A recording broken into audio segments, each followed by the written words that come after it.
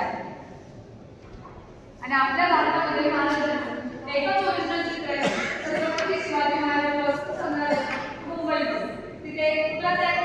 आपण मोठ्या प्रमाणात दाखवतो. अशी साज